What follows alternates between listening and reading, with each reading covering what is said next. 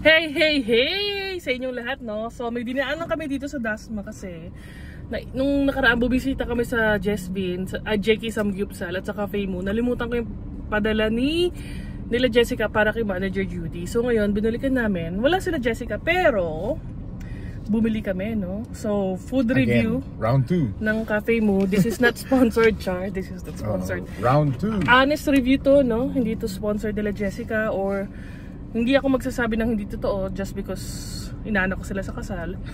Ito ay food review, honest food review. So sakto, no, favorite ni Charles yung tiramisu, favorite ko naman ang Biscoff. So, sayang, out of stock ang classic pero may Biscoff talaga. Oh yeah. I mean, hindi sila nag-substitute, no, talagang Biscoff yung ginamit nila. Yeah, kasi Kaylee nag-try din sila ng coffee na Biscoff. Nasarapan yung anak ko talaga. Kaya unang kagat para sa'yo. Ay, grabe guys. Ang bigat niya, para siyang lunchbox sa bigat, no? Kung titignan mo, hindi kalakihan, pero ang bigat, siksik, no? Hindi siya ampaw. Yep. Alright. Unang kagat para sa'yo. Yeah.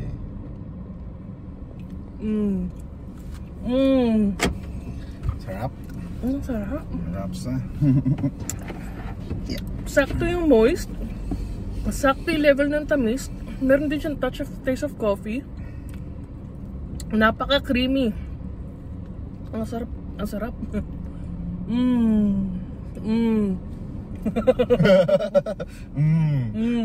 Amin yung kape mo. Ay, sorry. So, ang binili ni Charles. Nice, ano itong binili mo? Malapit sa mocha frap nila eh. Java chipata itong binili mo. Siguro, yeah, may nakita ko. Hindi ko pa na-upload yung... so dito pa. Hindi ko pa na-upload yung video ko sa Cafe Mo kasi wala akong internet, wala akong data. Pero guys, ang maganda sa Cafe Mo, nag-invest sila sa best equipment, best ingredients, at best talagang trained walang mga tao. Ngayon, dito sa frap nila, kasi guys, kahit gano'n ka sarap ang ingredients mo, kahit gano'n ka sarap ang kape mo, mababaliwala yun kung hindi ka nag-invest sa proper equipment tulad ng blender, no? So, ang frap nila Jessica ng Cafe Mo is talagang pinong-pino, no? Hindi naman yung parang ice cream kasi pag parang ice cream texture hindi na rin maganda eh. Ang natikman kong nakaraan, mocha frap na invento ko lang, abangan nyo sa vlog, no? So, itong binili ni Charles today. Honest review. Sarap. Hindi siya ganun katamis. Oh my God. Parang siyang Graham ba? Hindi, tiramisu. Oo nga pa. Ayun. Yeah, parang Graham in the sense. Ang sarap guys. Sarap. Pinong-pino yung yung frap niya. Hindi yung kasi sa ibang coffee shop pag uminom ka naiiwan yung yellow, di ba? Yung kape lang naiinom mo. Ito hindi maiiwan. Talagang so every zip nyo, ganun pa rin yung lasa. Pantay. Pantay. Ganun pa rin yung lasa niya.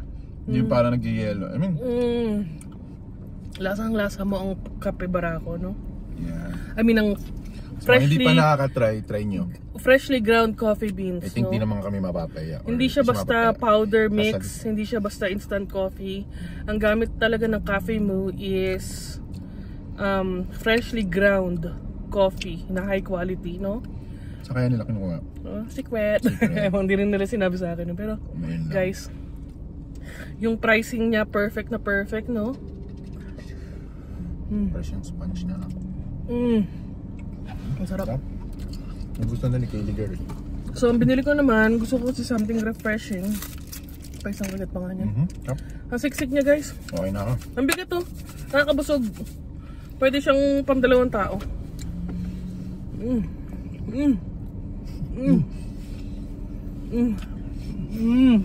Sarap. Okay.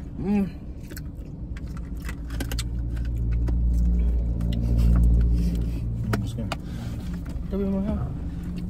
Nagmamadali lang kasi kami kaya di namin maubos na yun. May appointment pa ako sa Alabang with my college friends. So ang in-order ko naman, itong V's, mahilig kasi ako sa soda. Soda siya? Parang Italian soda, ganun.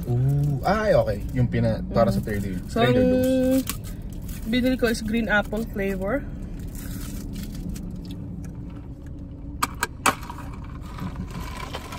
Meron pa siyang dried orange, no?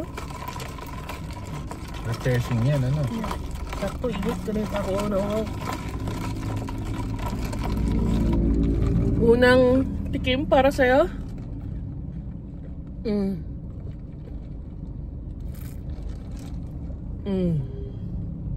Refreshing. Ano to? Nata. Sarap ng nata. Nice. Ko-compliment talaga yan, nata.